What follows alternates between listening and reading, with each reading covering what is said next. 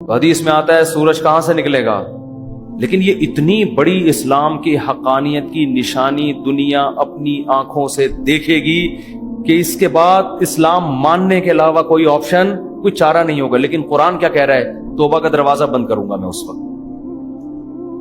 اللہ کہتے ہیں اس وقت کوئی کافر مسلمان ہوگا تو اس کا اسلام قبول نہیں، اور کوئی گناہگار مسلمان توبہ کرے گا تو اس کی توبہ قبول نہیں ہوگی۔ سمجھ میں آ رہی ہے بات کہ نہیں آ رہی؟ تو اس لیے غیب پہ معاملہ لکھا ہے، یہی دیکھو، اونٹ کو دیکھو، شہد کی مکھی کو دیکھو، سورج کا نکلنا دیکھو، چاند کو دیکھو، للشمس ينبغي لها ان تدرك القمر۔ اللہ کہتے ہیں ہر ایک کو ایسے دائروں میں تیرا دیا میں نے، نہ چاند سورج سے ٹکراتا ہے اور نہ سورج چاند سے ٹکراتا۔ کل فی فلک یسبحون، اتنے بڑے بڑے اجرام ایک مخصوص دائروں کے اندر لٹو کی طرح گھوم رہے ہیں، یہ آٹومیٹیکلی خود بخود نہیں ہو سکتا۔